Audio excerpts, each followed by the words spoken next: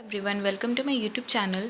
तो आज मैं इस वीडियो में आपको सेक्शन 353 के बारे में जो भी इम्पोर्टेंट बातें हैं, जो भी इम्पोर्टेंट पॉइंट्स हैं, मैं यहाँ पे क्लियर कर दूँगी आपको। और आप देख सकते हो कि मैंने पहले से ही चीज़ें हाईलाइट करके रख दिया है ताकि कोई प्रॉब्लम ना हो आपको ये चीज़ें देखने में। और इस सेक्शन को ख़त्म होने के बाद मैं आपको कुछ ऑब्जेक्टिव क्वेश्चंस भी करा दूँगी, जिससे जो भी आपके डाउट है वो क्लियर हो जाएंगे। ठीक है, तो जो भी इम्पोर्टेंट चीज़ें हैं वो मैंने हाईलाइट करके रख दिया है।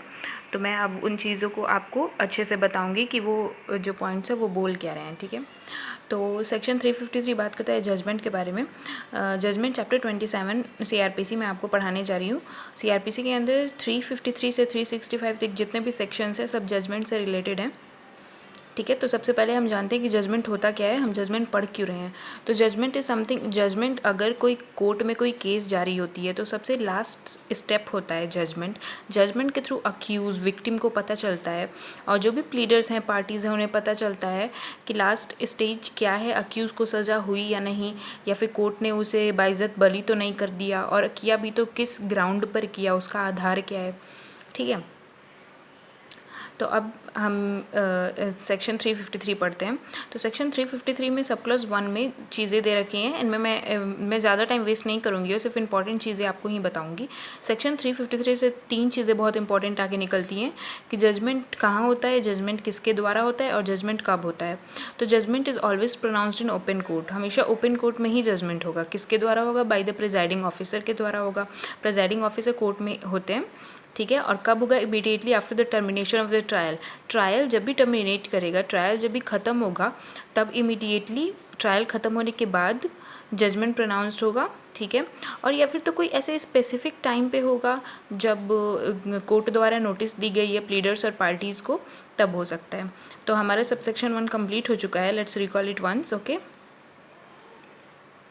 तो सबसे पहले कि जजमेंट कहाँ होगा, judgment is always in open court. उसके बाद फिर सेकंड पॉइंट हमारा आता है कि जजमेंट किसके द्वारा होगा, तो जजमेंट हमेशा प्रिजाइडिंग ऑफिसर के द्वारा होगा।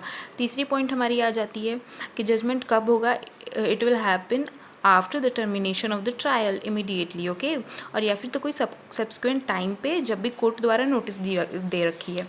अब हमारा क्लॉज यहाँ पे 3 क्लॉजेज़ दिए गए हैं, तो मैं ये 3 क्लॉजेज़ नहीं पढ़ के पहले सबसेक्शन 2 पढ़ूंगी, उसके बाद मैं इसको क्लियर करूँगी ताकि आपको कोई प्रॉब्लम ना हो।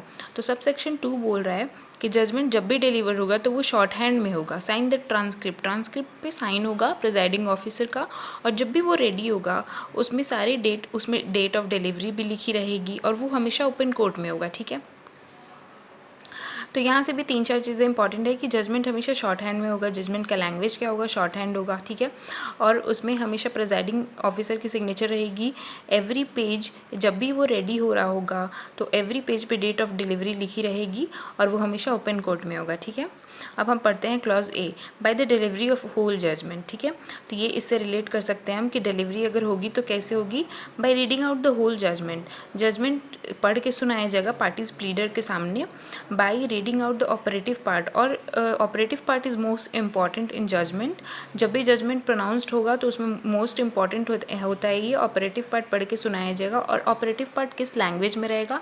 हमेशा वो उसी लैंग्वेज में रहेगा जो कोर्ट द्वारा बताया जाएगा, कोर्ट द्वारा जिसका चयन किया जाएगा। जैसे कि पार्टीज प्लीडर्स को जो लैंग्वेज समझ में आती है, कोर्ट में जितने सारे लोग हैं उनको जो लैंग्वेज समझ में आती है वही लैंग्वेज होगा। तो अब हम सबसेक्शन 3 पढ़ते हैं। सबसेक्शन 3 है हमारा, वो भी ऊपर के सेक्शंस का ही बात करता है। जैसे कि वेयर द जजमेंट और the operative part is read out, मैंने आपको पहले बताया कि ऑपरेटिव पार्ट को पढ़ के सुनाया जाएगा।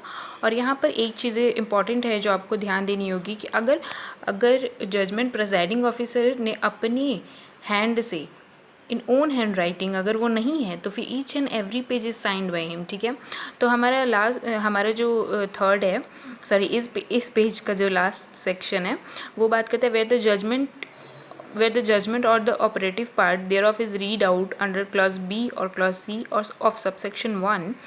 इसका मतलब ये है कि जजमेंट, इस पूरे सबसेक्शन 3 का मतलब यही है कि जजमेंट जब भी होगा, जजमेंट जो भी प्रिजाइडिंग ऑफिसर जब उसको पास कराएंगे तो जब उसको रेडी करेंगे वो तो अपने ओन हैंड राइटिंग में लिखेंगे, और अगर वो नहीं लिखते हैं तो each and every page is signed by him, सारी पन्नों पे उनके सिग्नेचर होंगे। ठीक है, तो let's move to subsection 4।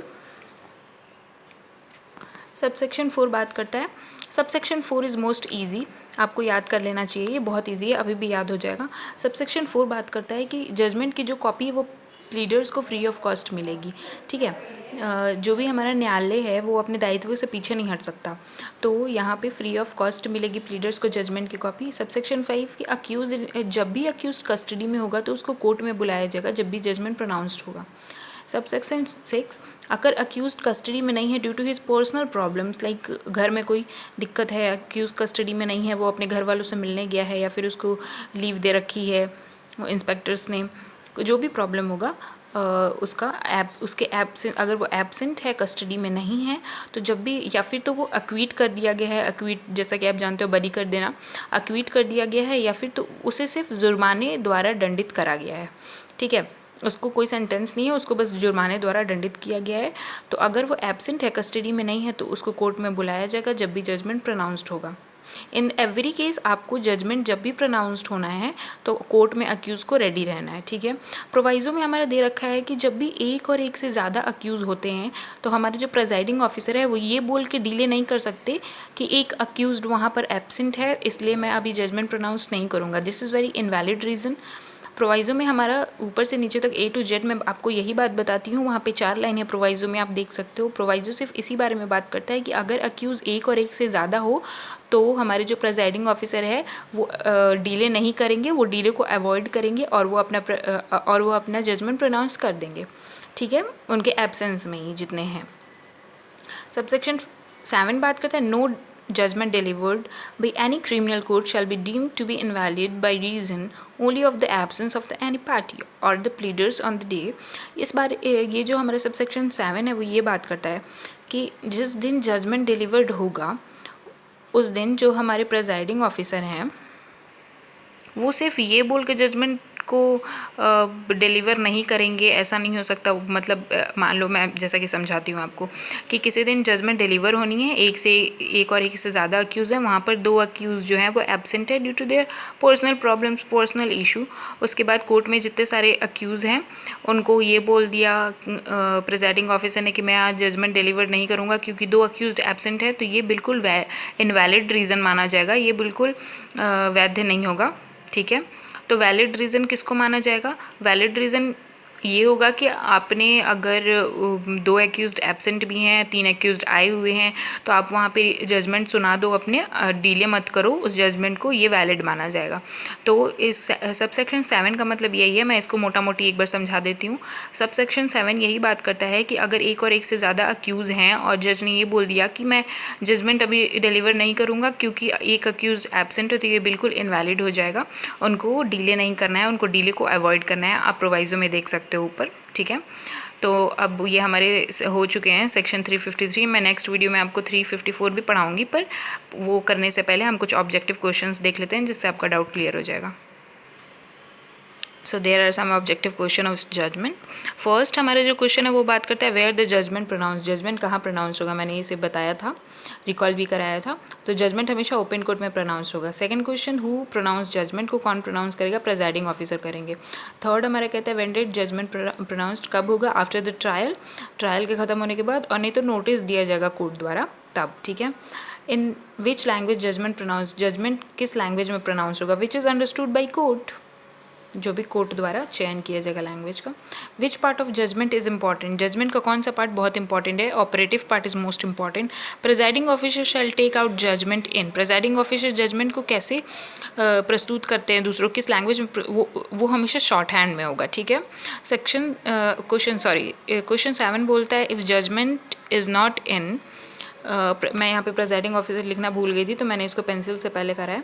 If judgment is not in presiding officer own hand, अगर उनके अपनी हैंड राइटिंग में नहीं होगा तो उनको क्या करना पड़ेगा, तो यहाँ पे दे रखा है sign each and every page by presiding officer, each and every पन्ने पे सिग्नेचर होगी प्रेजाइडिंग ऑफिसर की।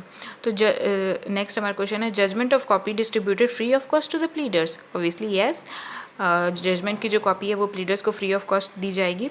9 क्वेश्चन कहता है if there are more than one accused and after the absence of one accused if the judgment pronounced then the judgment valid, हाँ वो valid होगी, हमेशा वैलिड होगी, मैंने आपको बताया है। जो हमारा सबसेक्शन 7 है प्रोवाइजो इस बारे में बात करता है। Thank you.